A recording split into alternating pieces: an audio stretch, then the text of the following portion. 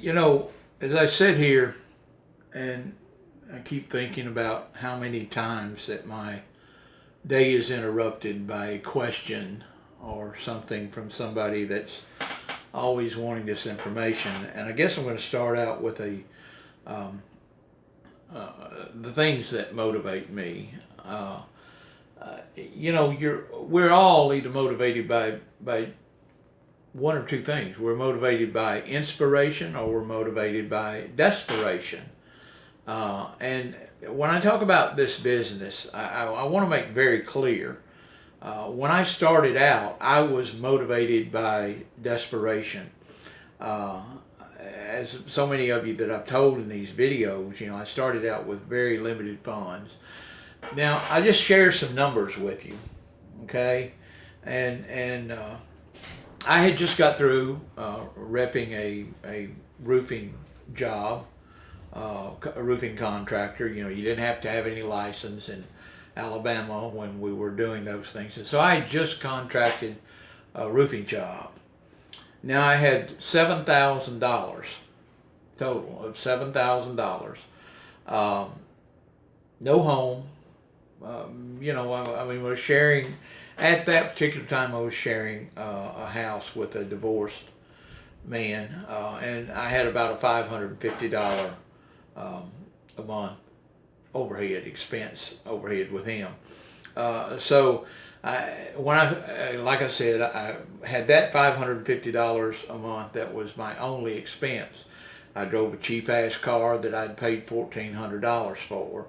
I did this. So anyway, I contacted the Indiana was the first wholesalers that I contacted about joining their program. Now I had been a car dealer, so I understood about processing titles and selling cars, and so it was really hard for me to grasp that when I sold a car, I had to send them my title work and wait for them to get it back to me, and I was incurring the expenses.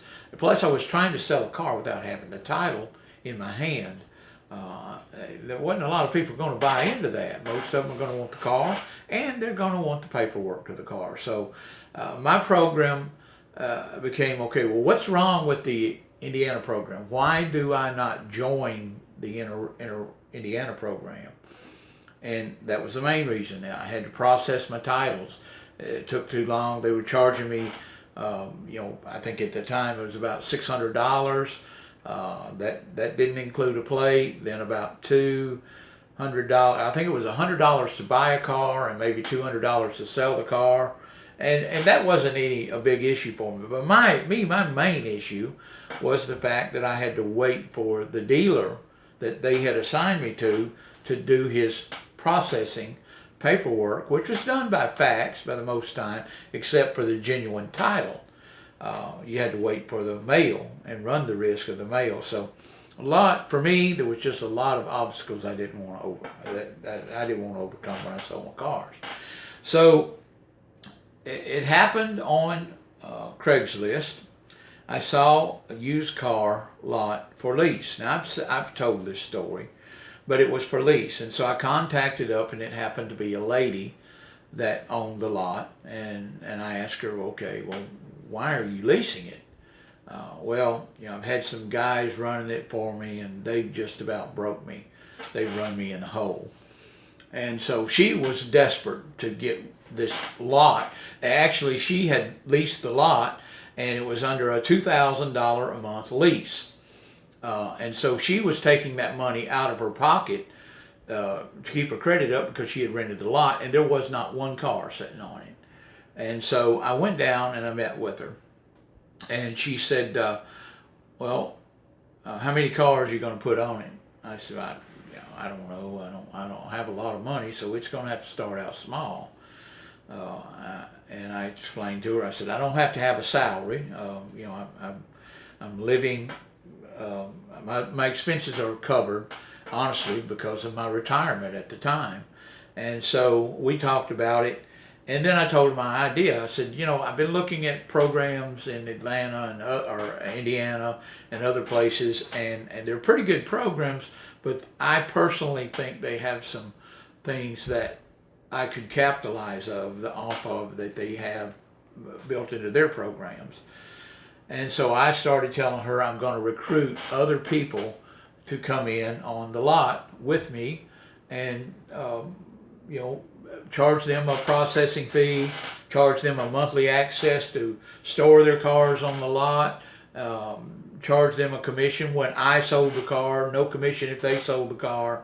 So I had a revenue stream idea already built in for the car lot. So she said, that sounds interesting. And says, but you promise you can cover the overhead. And I said, well, I guarantee you I can cover it at least for the next 2 to 3 months because I have that much money saved back. At $2,000 a month, I had probably $5,000 or $6,000 saved back. And so I said, I can cover it for that. Okay. And so she did. She gave me total access to her auction access account. She gave me access to the dealership. And she just entrusted me completely. And lo and behold, I just started marketing my program.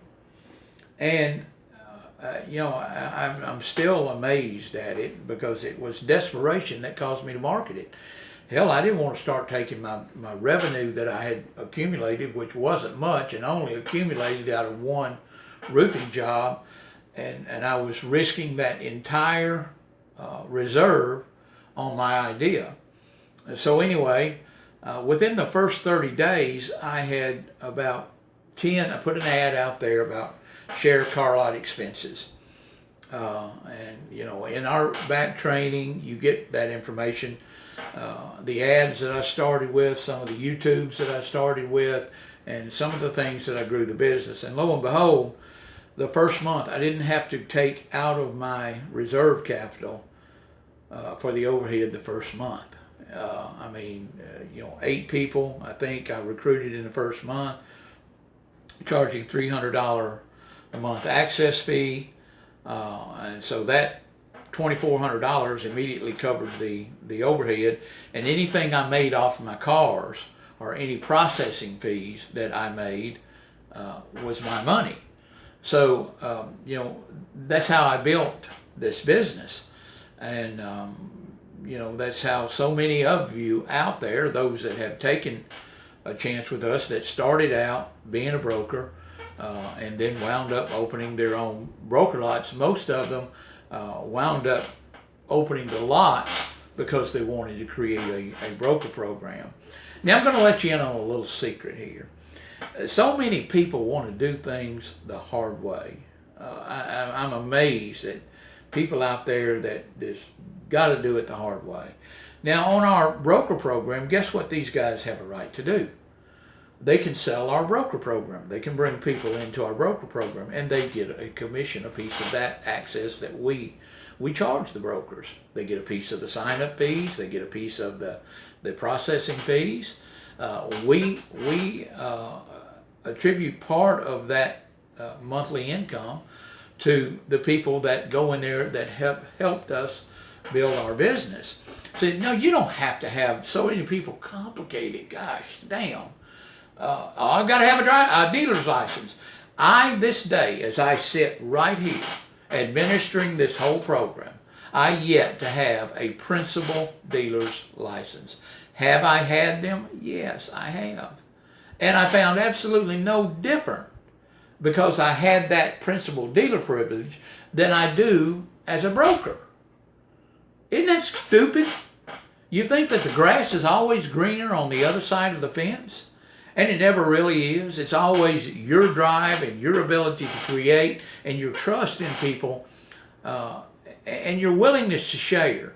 This business has been built on my willingness to share in those profits, my willingness to share in the business opportunity. So I'm going to tell you first and all that when you go out there, if you don't have the ability to share in your success, fuck off. How's a polite way to say that? We pay it forward, and I pay a lot forward. I pay forward because I'm getting on here, investing my time that I could be out selling cars. I could be out chasing women. I could be out on the lake. I could be out in the bar. There's a lot of things I could be other than getting here on video for the people that may or may not be interested in looking at me. But I enjoy helping the ones that do take the action to come forward and invest in me, and I turn around and reinvest in them with far more than they invested. That has been my premise. It's what's driven me. It's what this business ain't. It ain't. It's not shit. It's just business. What has grown this business is a willingness to help other people. And if you're not doing this thing to get out and help other people in your area, don't contact me.